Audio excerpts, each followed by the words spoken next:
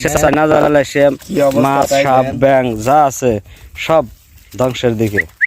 একটা জালে দেখেন কি পরিমাণ মাছ পড়ছে, খালি মাছই না দর্শক, নাগিনও আছে বড় বড়, কত বড় শোল, শোলের থেকে শুরু করে ছোট্ট ছোট্ট মাছ পর্যন্ত।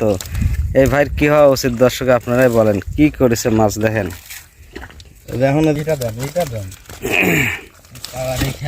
কি সর্বনাশী কাজ, চায়নারা যে কি বের করেছে দর্শক। মৎস্য সম্পদ ধ্বংস হয়ে গেছে এই জালের কারণে।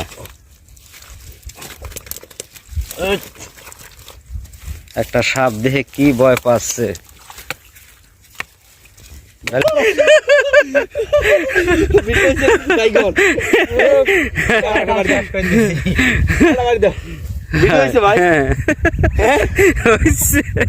আমার বোধা জীবন শেষ, বাস্তব আমার একটা সাপ সাপ চলে যাবে না, ওটা ভিতরে আছে, ওটা লেলাম ওই মুরু রয়েছে।